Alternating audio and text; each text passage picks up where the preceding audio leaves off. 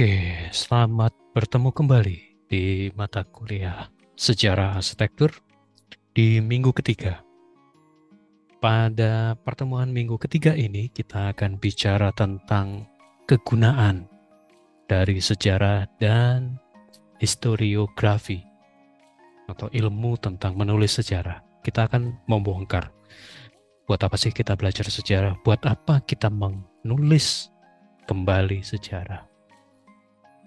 Mungkin yang pernah saya sampaikan di minggu pertama, bahwa tujuan dari mata kuliah sejarah arsitektur, terutama di semester ini, bukan untuk menjadikan mahasiswa menjadi seorang sejarawan, apalagi sejarawan arsitektur.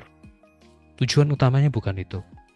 Tujuan utamanya justru pada critical thinking, kemampuan critical thinking skills, kemampuan berpikir kritis, dari observasi, dari kemampuan menganalisis, dari mencoba melihat atau drawing conclusion, memunculkan kesimpulan berdasarkan data-data yang relevan, kemudian mengkomunikasikan, dan terutama ini yang terpenting di dalam arsitektur adalah problem solving. Proses dari tidak hanya mengumpulkan data, gathering, menganalisis dan mengkomunikasikan informasi yang sudah ditemukan, serta memunculkan alternatif solusi-solusinya. Dan kebetulan di mata kuliah sejarah ini, ada yang disebut dengan historical thinking, berpikir secara sejarah, berpikir secara kesejarahan. Jadi berpikir perspektif sejarah tentang masa lampau dan segala macam, berpikir tentang sebab akibat, berpikir tentang apa yang berlanjut dan apa yang tetap, berdasarkan data yang real atau evident, fakta-fakta yang terjadi, sudah terjadi, karena kita berpikir tentang sejarah, dan kemudian menginterpretasikannya. Dan historical signifikan, apa yang kemudian kejadian masa sekarang atau apa yang terjadi di masa sekarang merupakan konsekuensi, merupakan kelanjutan, merupakan perubahan yang memang didasarkan oleh kejadian yang sebelumnya, dan terutama ethnical dimension, etiknya gimana? Karena interpretasi tanpa etik, tanpa etika itu akan berbahaya. Tapi itu kita coba ke hal-hal ini coba kita jalani, bukan kita pikirkan, tapi kita coba jalani dengan panduan beberapa literatur dan kemudian exercise. Ada beberapa tugas yang mencoba untuk melakukan atau mencoba untuk melakukan critical thinking skills dan secara bersamaan juga historical thinking. Oke, kita coba masuk ke beberapa reference tentang apa sih gunanya sejarah. Kalau kita lihat di pemahaman Arthur Assis ini, what is history for? Idea utama dari buku ini adalah upaya mendefinisikan kembali, an attempt to redefine the function of historiography within the context of rising criticism of exemplar theories of history. Upaya untuk mendefinisikan kembali fungsi historiografi dalam konteks meningkatkan kritik, cara berpikir kritis terhadap teori-teori sejarah yang sudah ditulis. Jadi di sini secara tidak langsung Mr. Assis ini mengatakan ada interpretasi, dan itu yang dilakukan terhadap ini Johann Gustav Deutschen dan pemikirannya. Jadi buku ini mendemonstrasikan bagaimana cara untuk menginterpretasi sebuah teori, sebuah pemahaman yang sudah ditulis. Ada 4 chapter. Chapter pertama itu menjelajah tentang pemikiran si Johann Gustav ini sebagai teori yang akan dibongkar, kemudian menganalisisnya di chapter kedua, dan melihat, mentris sebenarnya teori ini asal-usulnya gimana sih? Bagaimana sih Dorsen ini mengaplikasikan atau melakukan pemikiran kesejarahannya. Lalu keempatnya ini interpretasinya, discuss dari historical thinking terkait dengan politik dan segala macam. Dan kesimpulan dari atau bukan di bab 3 terutama, karena kaitannya memang tujuan utama dari sejarah mata kuliah ini adalah untuk berpikir kritis. Di chapter 3 tentang historical thinking is subjective capacity that should be developed through historical writing and reading. Pemikiran sejarah merupakan kapasitas subjektif yang harus dikembangkan melalui penulisan dan pembacaan sejarah. Itu yang menjadi garis tebal atau menjadi hal yang buat saya menjadi utama di buku ini. Berpikir subjektif melalui penulisan sejarah dan pembacaan. Dan selanjutnya mungkin di bagian bawah,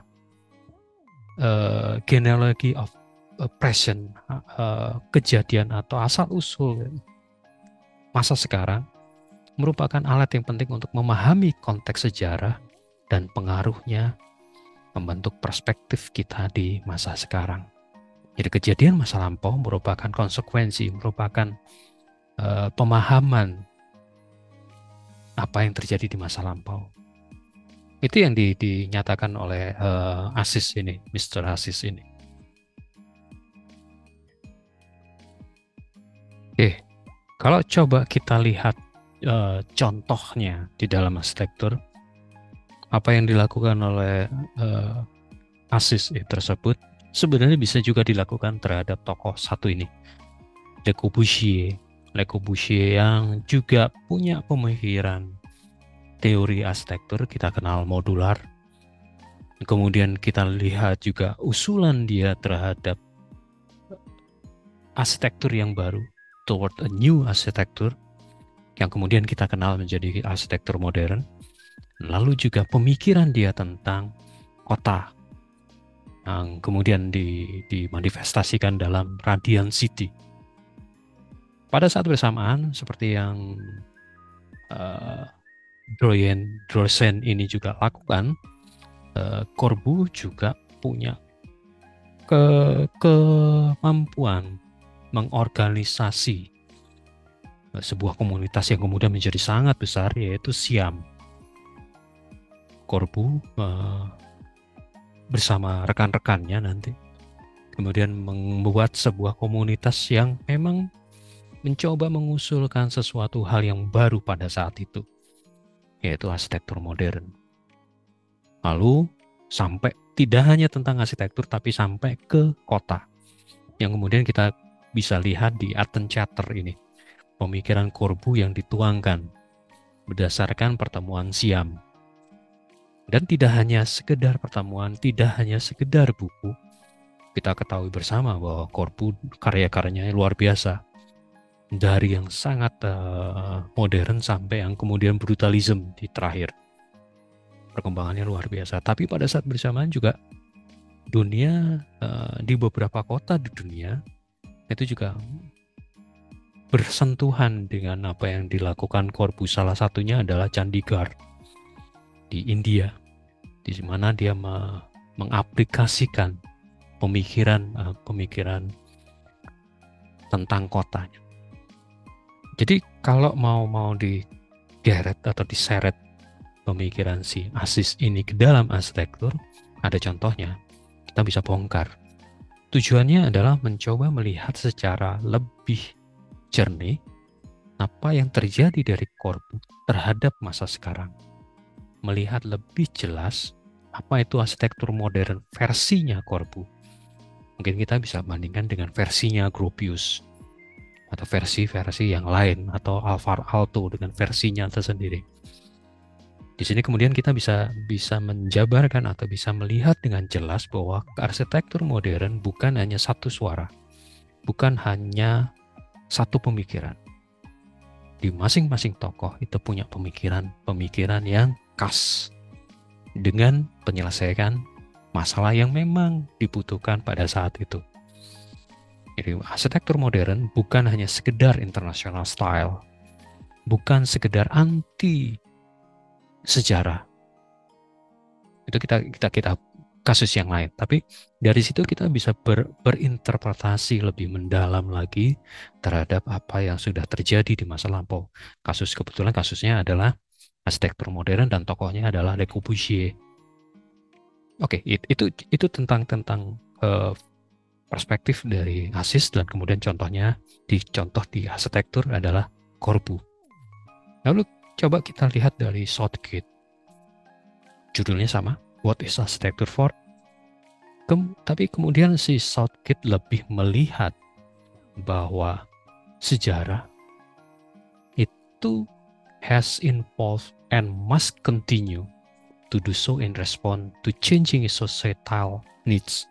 Sejarah telah berkembang dan harus terus berkembang sebagai respon terhadap perubahan kebutuhan masyarakat. Yang menarik dari penyampaian dari Southgate. Kalau tadi Aziz lebih ke menunjukkan, men-showkan atau mendemonstrasikan critical thinking, critical historical thinkingnya, historically thinkingnya, di Southgate lebih melihat bahwa sejarah itu harus berdekatan atau harus berhimpit dengan sebenarnya kebutuhan masyarakat apa sekarang, dan harus terus berkembang. History should not just be about understanding the past. Tidak hanya sekedar atau semata-mata tentang memahami masa lalu, but also about learning, tetapi tentang pembelajaran dari yang sudah terjadi, about learning from it and applying, dan kemudian menerapkan pelajaran tersebut ke masa sekarang dan masa depan. Jadi ada istilah kan, keledai tidak pernah jatuh di lubang yang sama, ya ini terjadi di sejarah juga. Sebenarnya sejarah ya tidak mengajarkan kita atau menempatkan kita untuk tidak jatuh di tempat yang sama. Best practice di masa lampau itu bagaimana? Itu yang menarik dari apa yang disampaikan Southgate. Kemudian di buku lain dari Southgate yang kemudian mengacu pada modernisme, sepertinya nanti saya perlu membuat video tersendiri tentang modernisme. Modernisme tidak hanya sekedar di pemahaman di arsitektur, tapi di hampir ke seluruh aspek kehidupan. Di buku ini, sudut pandang modernisme digunakan oleh Southgate untuk melihat atau menyampaikan bahwa sejarah di modernisme dihadirkan sebagai pergeseran dari struktur dan ideologi era modern. Ada perbedaan era modern dan era postmodern. Ini yang menjadi menarik. Ketika masa modern sangat kaku, digambarkan sangat kaku, from rigid structure and ideology of the modern era, menjadi lebih more fluid, menjadi lebih cair, lebih fleksibel understanding of reality, lebih fleksibel dalam memahami kenyataan. Dan historiografi dalam konteks postmodern, a critical re-evaluation, evaluasi kembali, a critical re-evaluation of historical narrative, berpikir kembali, mengevaluasi kembali narasi-narasi historical secara kritis. Itu yang menarik dari pemahaman Southgate dari dua buku ini, dari history What is History for dan Postmodern in History, Fear of Freedom. Sebuah tawaran, sebuah membuka wacana bahwa sejarah itu bisa secara kritis dipahami, secara bebas, tanda kutip ya, bebas etikal, sesuai dengan etikanya dalam berinterpretasi, Dan catatan dari dua tokoh ini yang kita hadirkan lagi, saat ini, itu sama-sama melihat bahwa sejarah itu punya pengaruh di masa sekarang dan masa depan. Contoh terkait dengan postmodern arsitektur adalah buku ini, buku Robert A. Stern tentang modern classicism, di mana Stern menghadirkan bahwa penempatan arsitektur klasik di masa postmodern itu punya klasifikasinya. Ada hierarchic classicism, ada fundamental classicism, sampai ke modern traditionalism. Dan ini akan mungkin akan dibahas tersendiri di mata kuliah arsitektur Nusantara, karena di arsitektur Nusantara menggunakan Stern ini sebagai metode rancangan, pendekatan atau sebagai cara dalam mengolah arsitektur Nusantara supaya lebih sesuai dengan kebutuhan masa sekarang. Tapi konteksnya, kerangka berpikirnya adalah kerangka berpikir postmodern. Saya hadirkan di mata kuliah ini sebagai sebuah gambaran bahwa di dalam arsitektur sudah terjadi hal-hal tersebut, sudah terjadi interpretasi terhadap arsitektur masa lampau yang kemudian digunakan di masa postmodern. Jadi pemikiran dari Southgate ini di dalam arsitektur sudah benar-benar diterapkan. Tidak hanya diterapkan secara fisikal, jadi praktek arsitektur, bahkan juga sudah muncul buku teoretik dan metodenya. Saya menganggap ini buku teori dan metode perancangan. Oke. Itu dasar pemikiran dalam, kemudian kita mencoba mengulik sejarah. Kalau kita lihat di tugas, terutama untuk mahasiswa peserta mata kuliah sejarah arsitektur, di tugas 2 mahasiswa memilih satu peristiwa bersejarah, kemudian mereview kembali dengan mengupas unsur-unsur sejarah seperti konteks, pengaruh global, dan tokoh-tokoh yang mungkin terlibat, yang benar-benar terlibat. Saya coba contohkan satu peristiwa sejarah yang saya pilih. Jadi peristiwa revolusi industri pertama. Ada perubahan mendasar dari masyarakat yang agraris, berkebun dan segala macam, menjadi masyarakat industrial di tahun 1784 yang kemudian akan merubah tatanan masyarakat ke seluruh dunia. Jadi kalau tugasnya adalah melihat konteks kemudian pengaruh global, mungkin di contoh ini bukan melihat pengaruh global, tapi kemudian bagaimana sejarah revolusi industri pertama ini mempengaruhi kehidupan global. Jadi arahnya keluar, bukan arahnya ke dalam.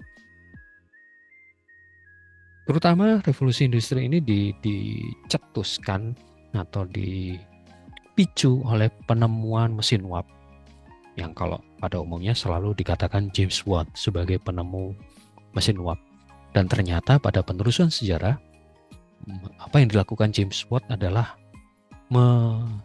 menyempurnakan, mengembangkan, kalau bahasanya ini, mengembangkan mesin uap yang menjadi lebih praktis, lebih bisa diterima, lebih mudah dibangun.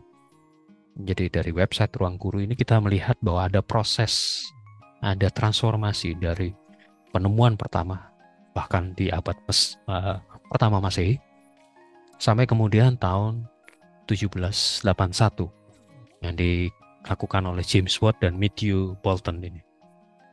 Sebelumnya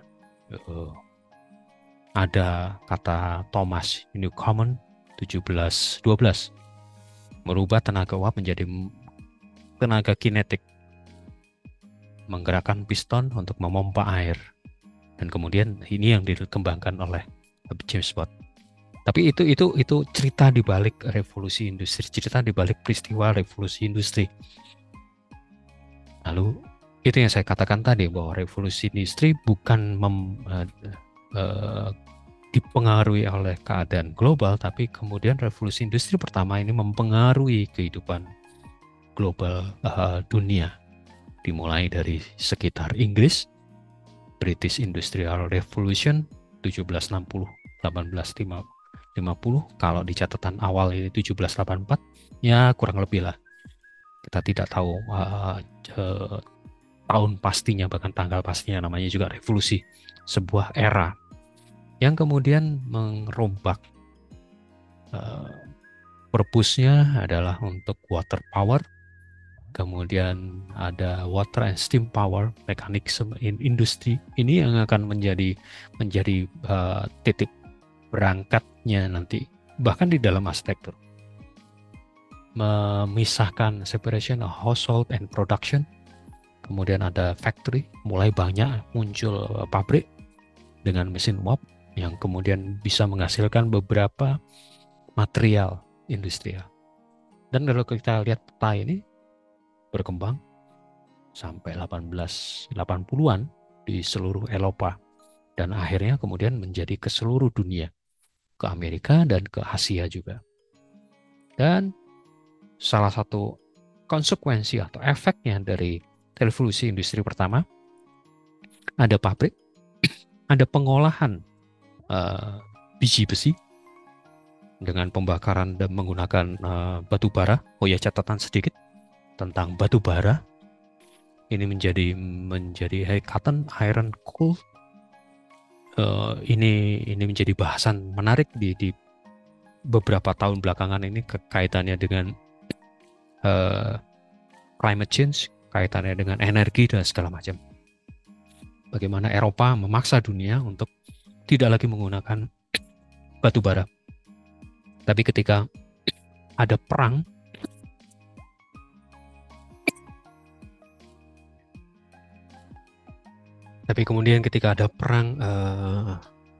Rusia dan Ukraina, mesin pembangkit tenaga listrik, tenaga uap menggunakan material batu bara itu dihidupkan kembali.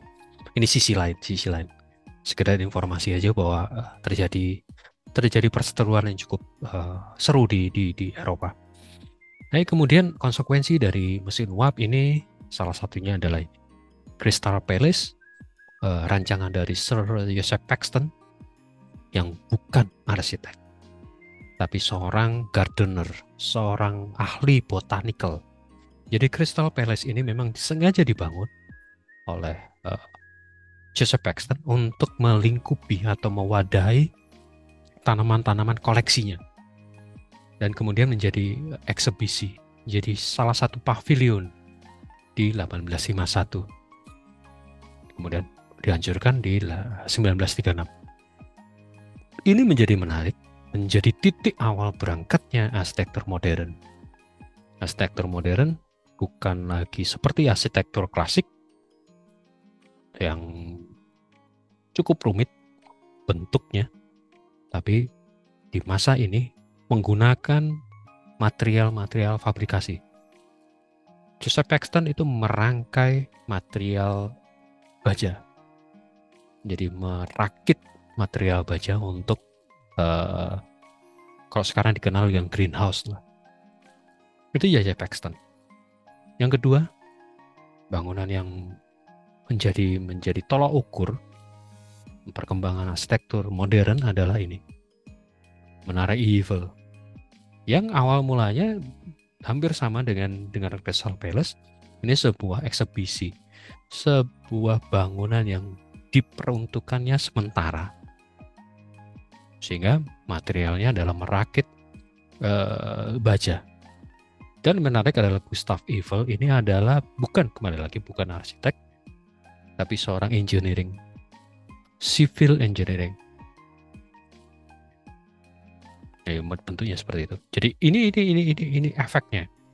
Nah, kalau kita kembali ke brief atau tugasnya, satu peristiwa, kemudian kita melihat revolusi industri punya pengaruh terhadap, ya, sedikit bahasan tentang penemunya, sedikit perkembangannya, dan efeknya di dalam arsitektur.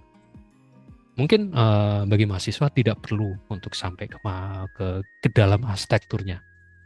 Cukup sampai ke bagaimana peristiwa ini punya dampak, baik dampak global maupun lokal, atau peristiwa ini dipengaruhi oleh oleh peristiwa global yang seperti apa. Dan disebutkan juga tokoh-tokoh yang terlibat. Silakan apapun peristiwanya. Kita akan lanjutkan tugas kedua ini supaya kita bisa melihat konteks selanjutnya. Kembali lagi ke peristiwa revolusi industri ini. Ditemukan mesin uap, kemudian ada besi dan segala macam, dan kemudian Indonesia dalam hal ini ya Hindia Belanda itu juga dipengaruhi.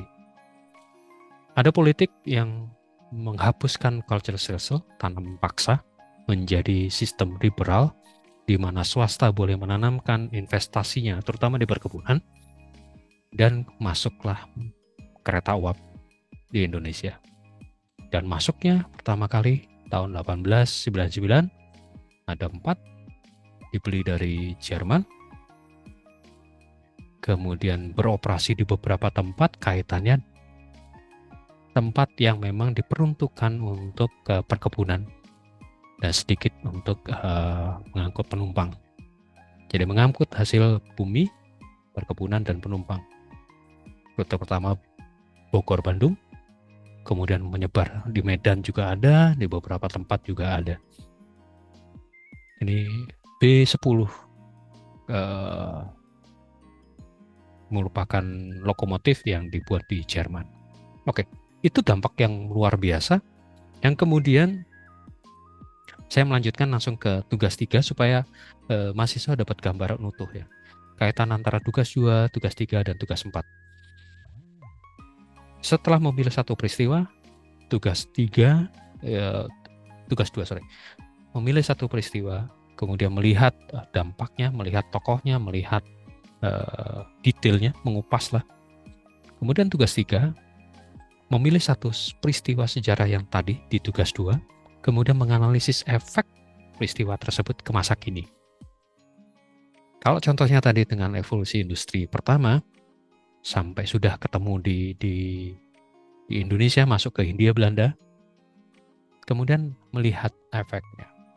Apa kaitannya kalau runtutannya dari tugas 2 yang contohkan revolusi industri ini, apa kaitannya revolusi industri dengan pendidikan arsitektur yang kemudian akan mempengaruhi sampai pada masa sekarang, terutama Bauhaus. Apa itu Bauhaus, kemudian apa itu pedagogi di masa Bauhaus dan segala macam. Itu akan ada penjelasan tersendiri nanti pada pertemuan berikutnya, atau mungkin saya akan buat satu video lengkap dari revolusi industri sampai nanti di tugas keempat nanti terakhir. Oke, apa kaitannya Bauhaus dengan apa yang terjadi di Indonesia?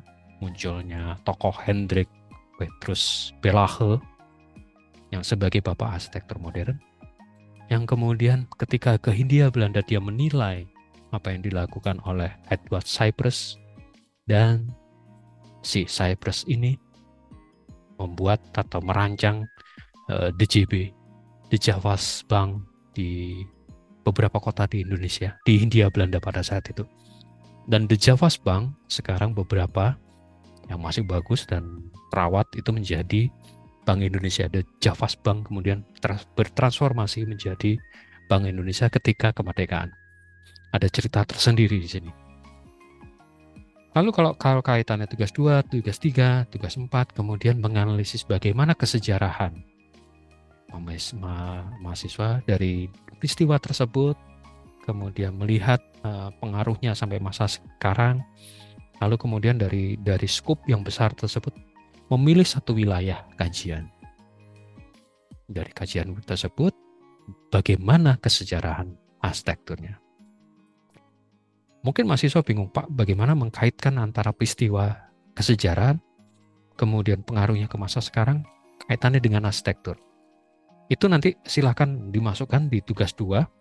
Dari tugas 2 yang sudah terkumpul, nah saya coba mereview apa kaitannya peristiwa-peristiwa yang dipilih oleh mahasiswa ke dalam rangka berpikir arsitektur.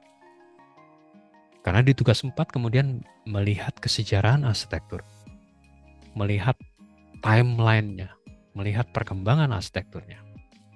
Jadi silakan mahasiswa memilih seperti apa. Melihat tugas 2, 3, dan 4 merupakan satu kerangkaian. Kalau bingung peristiwa besarnya, peristiwa sejarahnya yang secara umum, tapi mau dibalik peristiwa arsitekturnya dulu, memilih kesejarahan arsitekturnya seperti apa, itu dipersilakan. Jadi dibalik berangkatnya dari itu keempat, nanti baru ke tugas 2. Nggak apa-apa. Jadi tugas 2, 3, dan 4 itu silahkan mahasiswa mau memulai dari yang mana. Yang menurut mahasiswa paling mudah untuk dilakukan. Tinggal nanti di Google Drive dijelaskan ini tugas, mungkin masuk ke folder khusus tugas 4, nanti kita balik ke tugas 2. Karena nanti pada akhirnya untuk UTS tugas 2, 3, 4 itu menjadi satu rangkaian. Kalau kembali lagi yang ke contoh ini tentang revolusi industri, kemudian di tugas 3 itu kaitannya dengan apa yang terjadi dengan The Javas Bank. Ini yang sebagai contoh. Jadi wilayah yang diambil adalah wilayah Das East Indies, Hindia Belanda, yang kita kenal sebagai Hindia Belanda. Hindia Belanda punya pengaruh besar atau dipengaruhi besar oleh arsitek-arsitek besar di masa arsitektur modern yang berkembang di Eropa, arsitektur modern awal. Ada tokoh Leduc, ada tokoh Petrus Cyprus senior, bapak dari Edward Cyprus. Ini pengaruhnya seperti apa nanti diceritakan sampai pada itu. Kalau tadi di tugas 4 diminta timeline-nya, sampai kepada timeline bagaimana Edward Cyprus membuat beberapa The Javas Bank di Hindia Belanda, dan kenapa model ini yang dipilih. Rangkaian contoh ini dari revolusi industri sampai katakanlah ke apa yang dilakukan di Cirebon atau di Javas Bank yang dilakukan di Cirebon atau yang di Padang, itu supaya frame-nya jelas. Kenapa sih revolusi industri? Apa pengaruh revolusi industri pertama dengan di Javas Bank? Mungkin ada beberapa yang mengatakan, wah itu kan hanya merangkai atau hanya interpretasi ya. Cocokologi, hanya mencocok-cocokkan saja.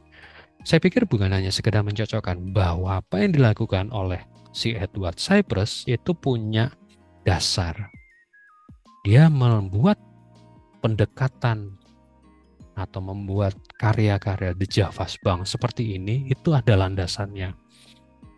Ada pengaruhnya dengan Leduc, dengan cara berpikirnya. Kemudian ada kaitannya dengan Bauhaus sebelumnya juga, pendidikan yang ada di Beaux Arts segala macam. Sepertinya memang saya perlu bikin video tersendiri tentang contoh kasus ini supaya jelas. Walaupun sebenarnya kasus ini sudah sedikit banyak saya ungkap di 2 paper yang kebetulan diterbitkan di jurnal yang sama, jurnal Altex, yaitu Modern Architecture in Indonesia, sebuah genealogi studi asal-usul arsitektur modern di Indonesia, sedikit mengungkap. Kemudian si arsitek Belanda, salah satunya Mecklenburg, Thomas Carson, dan Wolf Schumacher, itu berprofesi di Indonesia itu seperti apa. Memang yang kemudian menjadi menarik adalah bahwa Cyprus belum saya bahas. Itu kemudian mungkin saya perlu buat video tersendiri, tapi logik berpikirnya, tahapan berpikirnya berada di 2 paper ini.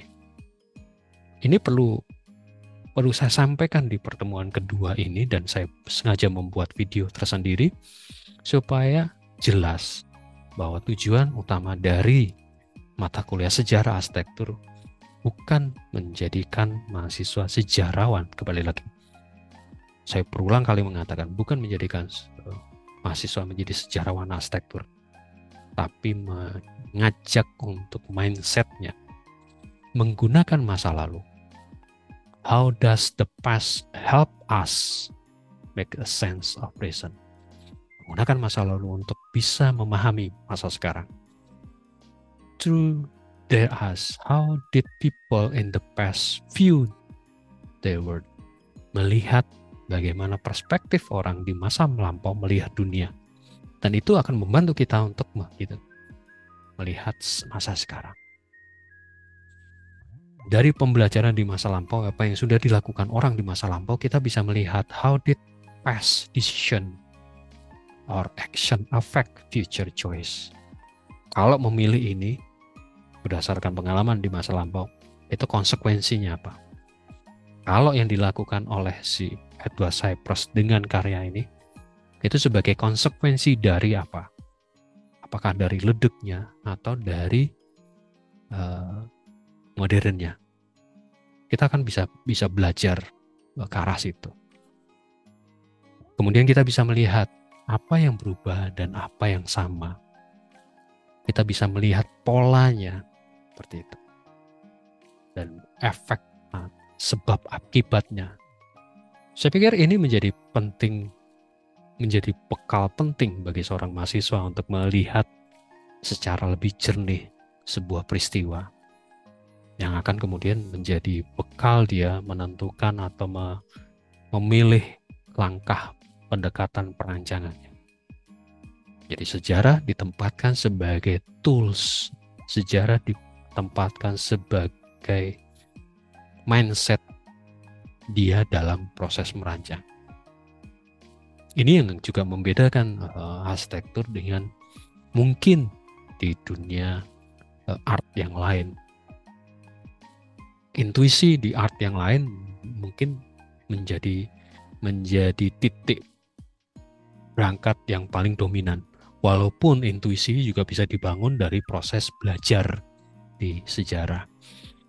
Tapi di dalam arsitektur, karena applied art, seni terapan, seni yang bisa dihuni, yang bisa digunakan, karena arsitektur adalah sebuah wadah aktivitas, itu yang kemudian melihat bagaimana sih pola hidup manusia itu.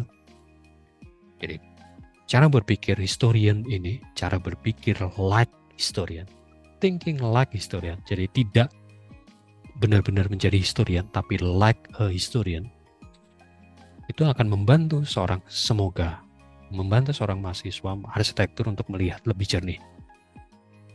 Jadi esensi dari materi minggu ketiga ini ke arah sini, thinking historically, terutama thinking critical, berpikir kritis, terutama melihat ke masa lampau. Untuk contoh akan saya coba membuat sebuah rangkaian panjang, semoga tidak bosan untuk mendengarkan, dari revolusi industri sampai ke apa yang dilakukan oleh Edward Cypress. Mungkin itu yang bisa saya sampaikan untuk materi minggu ketiga ini. Terima kasih, sampai ketemu di minggu dan materi berikutnya.